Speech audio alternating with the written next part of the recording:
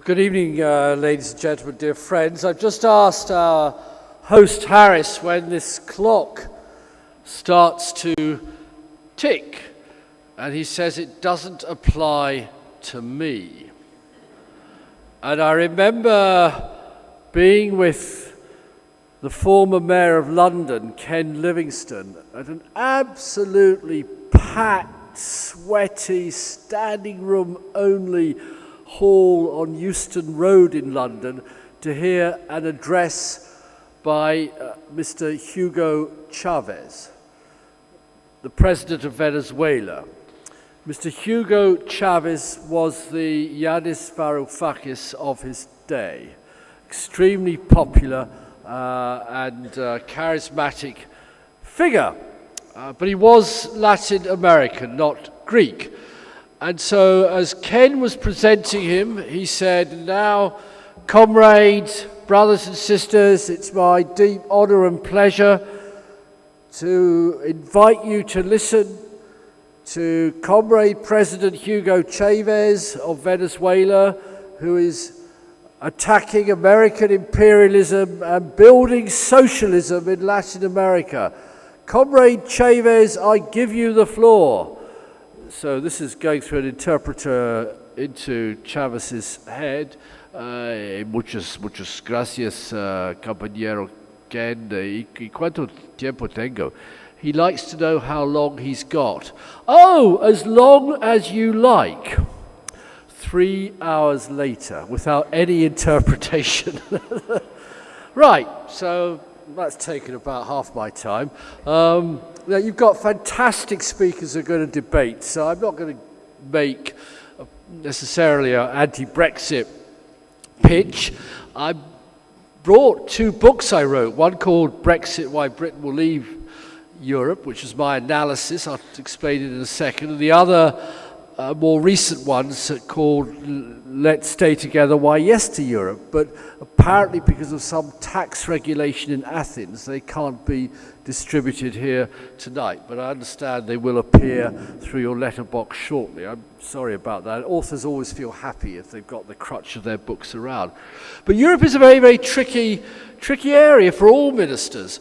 We have an excellent new trade minister in Britain called Sajid Javid, who, like the new mayor of London, Sadiq Khan, was the son of a Pakistani bus driver. I'm very proud that British politics can allow European Muslims in my country to rise to positions of great rank. Sajid was an investment banker before he went into politics, and he's a Secretary of State for Business and Industry. And he said, the first thing they gave me when I arrived in my office was a dossier on Europe. And it's a proposal to standardize the European packet of condoms, how many condoms, preservatives, should be in each European packet sold around European Union countries. And he said, I looked at it, and straight away there were, everybody had crazy ideas. The Germans said there should be 5. 1 for Monday, 1 for Tuesday, 1 for Wednesday, 1 for Thursday, 1 for Friday. The French said no, there should be 7. 1 for Monday, Tuesday, Wednesday, Thursday, Friday. 1 for Saturday and 1 for Sunday. The Greeks insisted on 9. 1 for Monday, 1 for Tuesday, 1 for Wednesday, 1 for Thursday, and 2 for Saturday and 2 for Sunday. And I said, no, the British position is quite clear. There will be 12 condoms in the Euro condom packet. 1 for January, 1 for February, 1 for March. So, and in a sense, you have only one alternative with the European Union. You either laugh or you break down in tears. And I don't know what will happen on the 23rd of June. It is an historic moment. 100 years ago, British Royal Navy sailors were sailing out to try and sink the German fleet in the last great combined fleet engagement since the Battle of Trafalgar. It was called the Battle of Jutland. The British lost more men and ships, but the German fleet was kept in Germany, so they had to use submarines after that in warfare. And on continental Europe, there was the giant Battle of Verdun, where the French held back this huge German onslaught over 9 months and stopped the Germans advancing into France. And then in a month's time, we'll celebrate the British equivalent of that, the Battle of the Somme, where 20,000 people were killed in the first 10 minutes.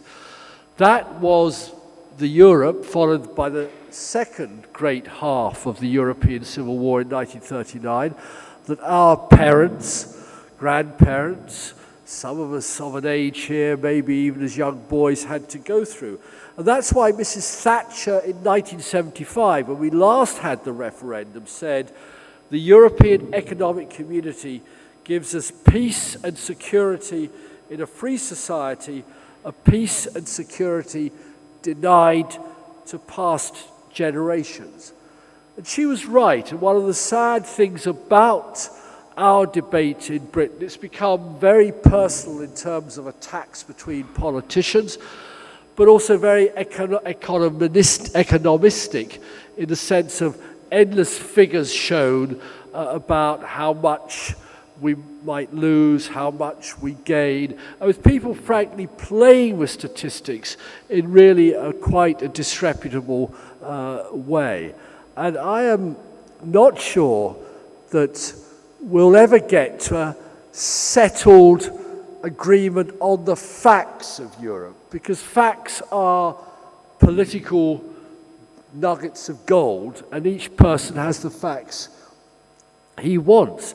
Once when I was campaigning in my own constituency, when I was an MP, and I was stopped in a general election by a man, in fact 2 men, one was a white working class guy and there was a Pakistani immigrant behind him, and the white guy said, "Can I have a word, Denis?"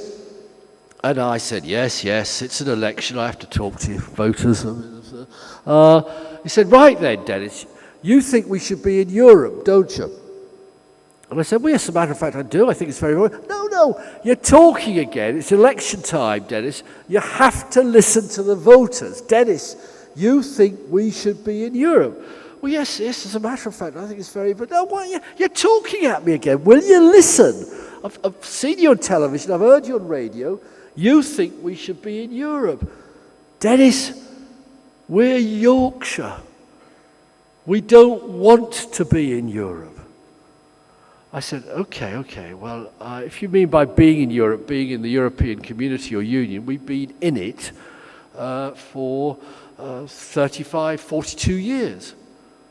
"Oh, have we? Oh, they don't give us the facts anymore, do they?" And I'm afraid this is a comment-rich referendum campaign and a fact-free referendum campaign. But I think if we look at the 3 of our greatest prime ministers, all with feet of clay, all with Achilles' heels, but nonetheless the 3 who've certainly marked the history of my country in my lifetime, Winston Churchill, Margaret Thatcher and Tony Blair.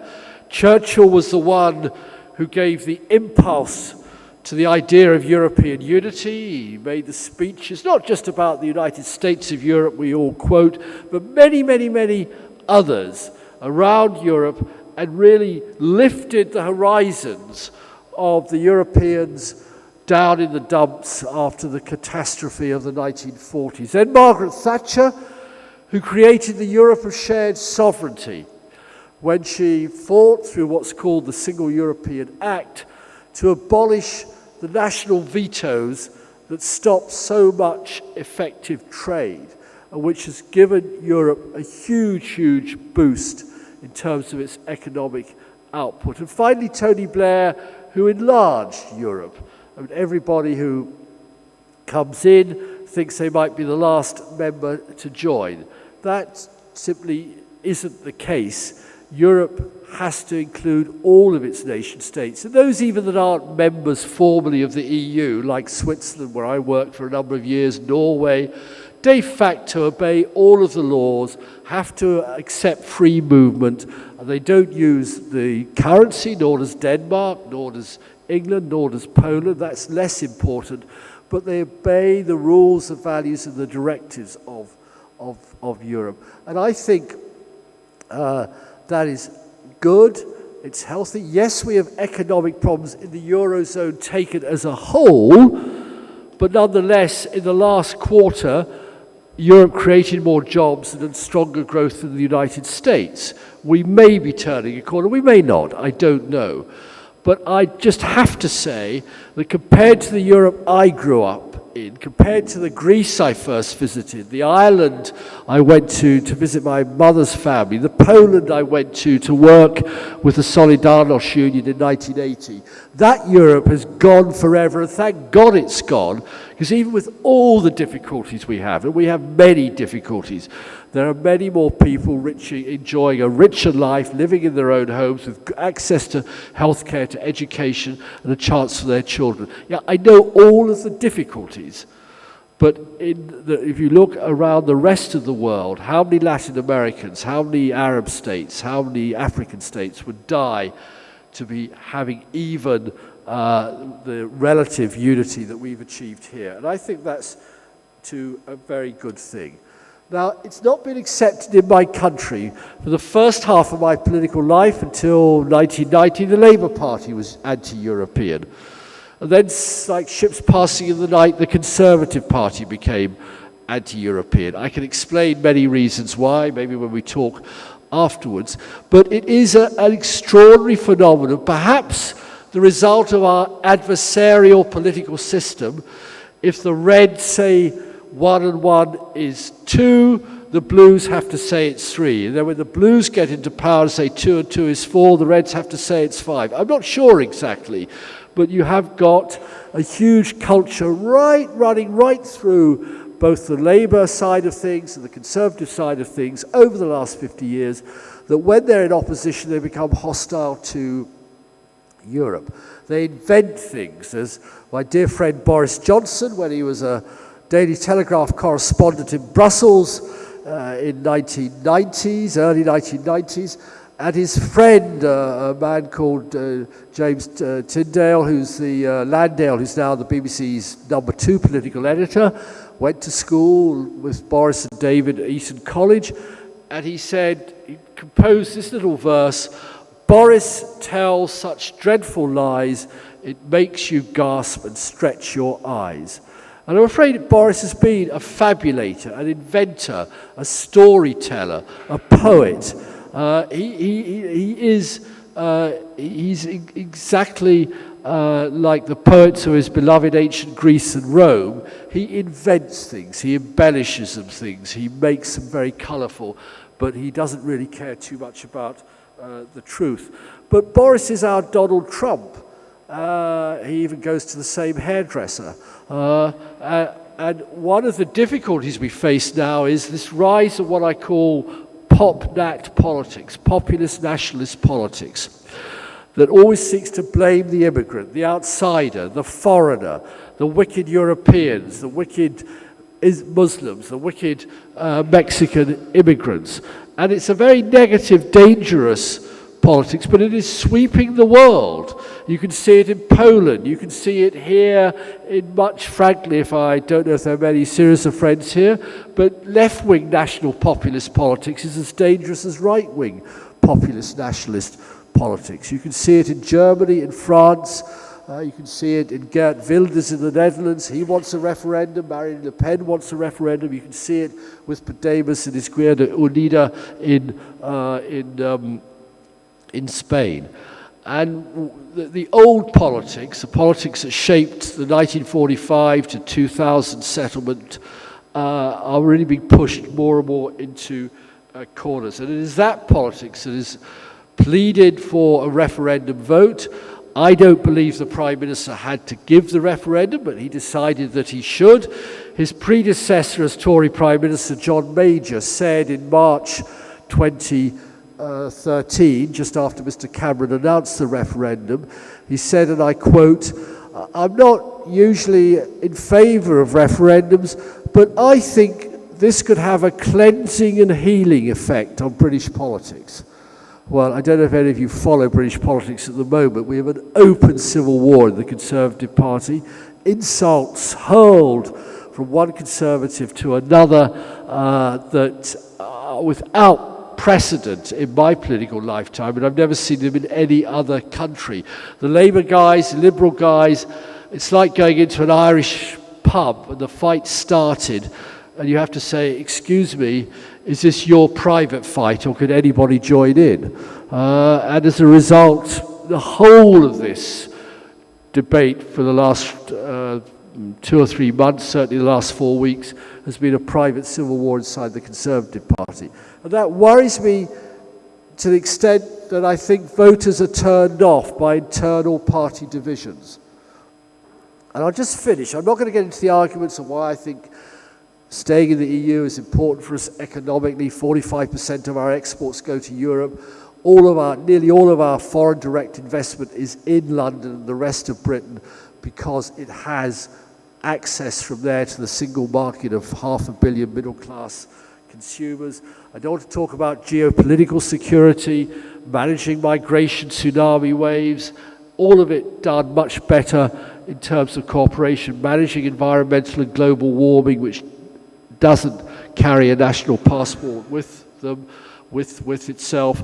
Don't want to talk about sovereignty, though that is sensitive, though paradoxically, the people who want us out of Europe are seeking to subvert British parliamentary sovereignty by imposing a populist plebiscite as their way of getting what they want. Mrs. Thatcher called plebiscites the device of dictators and demagogues. And it's funny for me as a Labour man to be quoting Mrs. Thatcher, but she was right on that. A loss of citizenship, the right we have to travel, work. Every Greek here can go to London, go to Paris, buy a flat, start a business, travel without having a visa. I don't want that taken away from my children, but I believe that's a very real danger if we leave the EU. But let me just finish by saying, asking the question, will Brexit happen? I genuinely don't know. I hope not. The opinion polls, some done by telephone, say, no, it won't happen. Some done by online say it will. But all the pollsters have got a huge scientific problem, which is all polling is based on a previous sample. In scientific terms, it's like having a control. And there is no previous example for this. This is the first time in our history, the first time ever. So actually, I don't know. I do a lot of meetings on Brexit. I always ask for a vote at the end. Every vote I've asked for has produced a majority for Brexit. And I meet lots of friends like me who circulate in the London liberal, Brussels, pro-European elite classes, and they keep meeting people they don't expect who say they're going to vote Brexit. An awful lot of young people won't vote. 50% of all our students don't even know there's a referendum. We do know if there's a low turnout, older people will vote, and the older are much more inclined in the dream of England that once existed to vote for Brexit. It may be an a referendum in which people vote with their guts, not with their head. It may be a vote in which they give what the French call a bras d'honneur, up yours, to the elites, to Europe, to too many immigrants in the country, and we'll just tell you what we think. We didn't ask for this referendum, Mr. Cameron. That's your internal political party decision. So we're just telling you we're fed up with Europe. We're fed up with you political guys. You've been telling us Europe's been very bad for Britain for the last 20 years. We're going to vote out and you go away and sort out the problem. I don't know. Or it may be a huge 70-30% vote in favour. Maybe our distinguished speakers who follow me will be able to give you an answer. But I do say this, it will solve nothing. We will wake up on the 24th, 25th of June with the result after all the votes have been counted. If the vote is to leave, there'll be chaos and confusion for some time. There'll be a contagion effect in Europe. Marine Le Pen will be happy. Vladimir Putin will be happy. Alternative for Deutschland will be happy. Geert Wilders, True Finns, Österreicher Freiheitspartei will be happy. And there'll be such tension because Europe is so centrifugal. I coined the term Brexit early in 2012. I think I was the first to use it. Maybe other people who claim it. I don't want to boast. Because people like Simon Nixon and others were using the term Grexit about the currency. And I just switched from Grexit to Brexit. If Brexit happens, I think Grexit will follow automatically. I think Europe will start looking inside itself and lose what tiny bit of confidence it still has. If Brexit doesn't happen, it's defeated, there'll be a sigh of relief, but there won't be an answer to a single European problem. How do we liberalise our economies? How do we reform public expenditure? In France, we've got a politics incapable of delivering what the nation needs. France has got a very good administrative state, but it's got very, very poor quality politics. How do we explain to our German friends that not every country in Europe can run a net balance of trade surplus? Not every country can be an export champion. If you want to export, somebody has to import. But I've looked through the recent German, new editions of the Duden, the official German dictionary organization, and the word import doesn't appear there. The Germans think you only do exports. How do we explain how to get more equilibrium into our societies and economies? Those will be the challenges if we stay in. I would love to hope that Britain could rise to those challenges, not be complaining and moaning and criticising on the fringe of Europe, which is where we've been, frankly, for too many years, Labour and Conservative alike. I'm really not making an anti-Conservative point.